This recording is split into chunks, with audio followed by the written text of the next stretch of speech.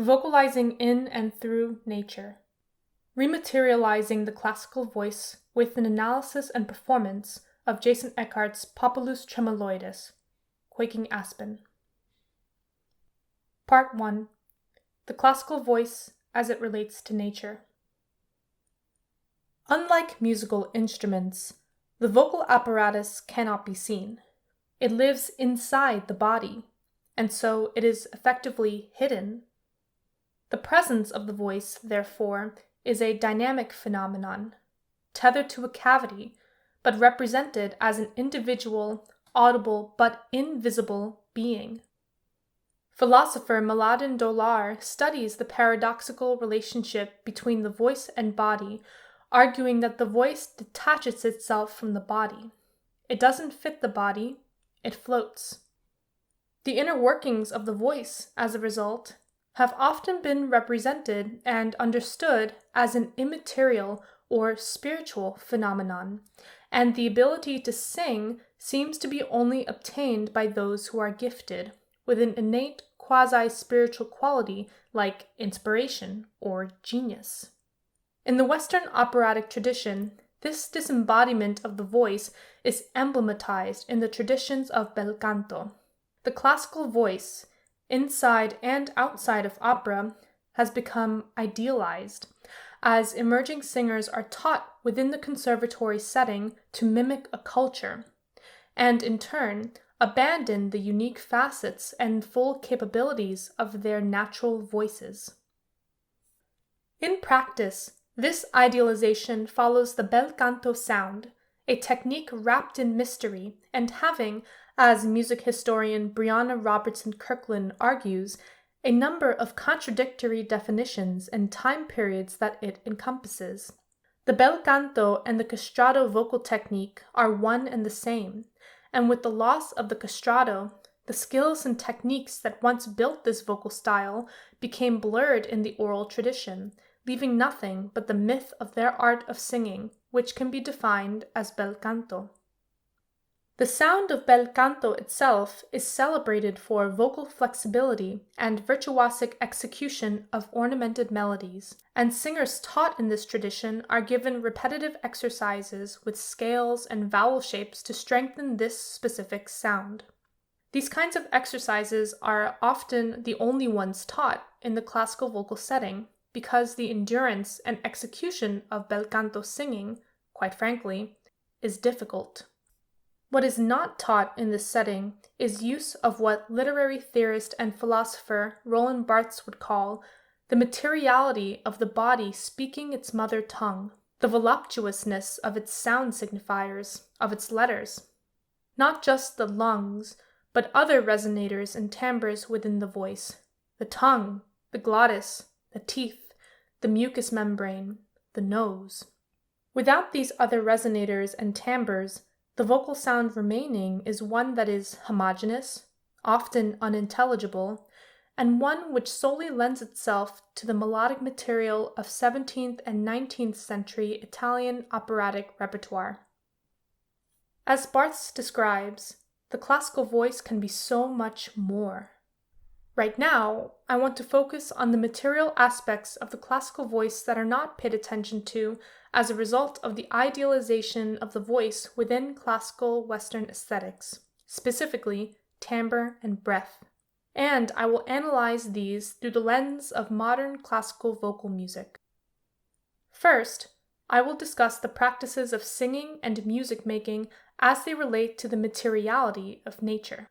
My contention is that in the preservation of bel canto, opera has dematerialized the voice. If we re-materialize it by recognizing the voice as a bodily instrument and by exploring the material aspects and capabilities of the instrument, then we open new ways of understanding our relationship to the voice, and in turn, the voice's material relationship to a non-human world, the physical environment. One of the places where scholars are debating our material relationship to the natural world is in recent environment criticism of Romantic literature. The last 20 years has seen a reinterpretation of the Romantic movement from an environmentalist and, crucially, materialist perspective. The eco-critic Branka Arsic, for example, has recently argued that in Henry David Thoreau's brand of Romanticism, one can and should access what surrounds us literally, as opposed to subliminally, for it is by literal access that the self will reconnect with the world. This is a turn away from both a romanticism which emphasizes spiritual connection with the cosmos, as well as from a romanticism which emphasizes the creative power of the human imagination. In their place is the desire to recognize material nature in itself. I'm interested in this eco-materialist moment because, for my purposes, the materialist reinterpretation of romantic nature writing provides useful resources for a new materialist view of the classical voice.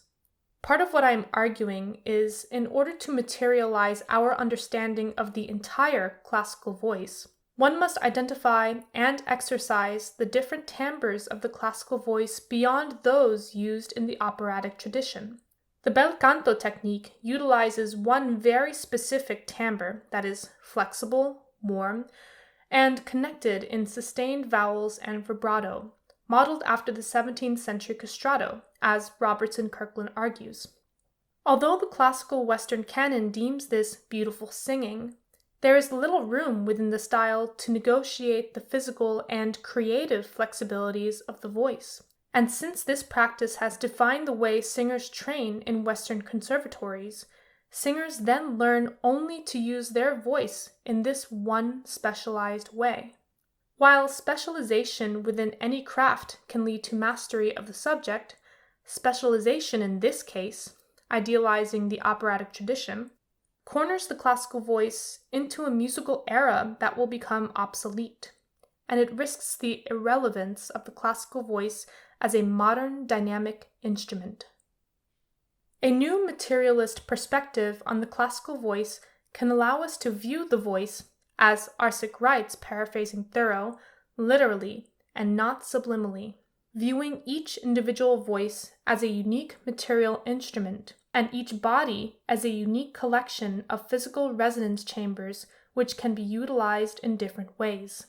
The actual beauty of the voice, I argue, is not that of one particular sound, but the ability the voice has to sound like many different things. Like the rustling of air in leaves, or great gusts of wind in a storm, the movements of air, or breath, in the voice can create a plethora of sounds and expressions. Furthermore, the comparison between vocal breath and the rustling of air in the trees is not merely a metaphorical or ornamental comparison. Rather, I suggest that when we pay attention to the physicality of our breath, then we are able to attend to the physical diversity and specificity of the natural environment. Eco-philosophers and eco-critics warn that we have forgotten or lost touch with the material reality of nature. For example, eco-theorist David Abram analyzes the invisibility that led us to take the air for granted. We stopped feeling for the invisible qualities that reside in particular places. Abram equates breath to consciousness or awareness, and so for him, forgetting the breeze is equivalent to losing a fundamental commonality between ourselves and our environments. He points out that we glimpse the air only indirectly, as it bends the branches of a birch tree, or slants the rain, or steals a page from our fingers and sends it flapping down the street. This same indirect phenomenon occurs in singing. Breath is what allows a voice to sound. Breath support and inner acoustical spaces, such as the throat, mouth, and nose, can be managed in creative and intentional ways, so that when air passes through the chords, different vocal timbres arise. The bel canto technique creates one beautiful, specific sound. But the voice is so much more than this. It can create other timbres that are also beautiful, and timbres that are ugly. When crafted with artistic intention and with care to overall vocal health, all of these timbres can be expressive. It is in combining vocal timbres that truly surprising and meaningful music making can happen. The shift to this kind of multidimensional singing has already begun in the 20th century, with works for the voice by George Apergis, Kathy Barbarian, Luciano Berio, George Crumb, George Courtauld, George Ligeti, Meredith Monk, Pamela Z, and many others. Soprano Juliette Fraser writes that these composers examine the potential of text as an ambiguous or even neutral sound source, separated from sentiment or learned erudition, and so redemocratized.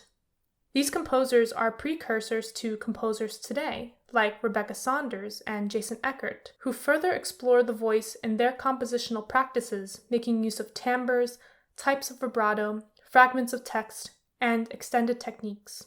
Through the demolition of traditional text setting and calling for combinations of different vocal timbres, contemporary vocal music has facilitated a means for vocalists to re-materialize their voices through direct experimentation of timbres.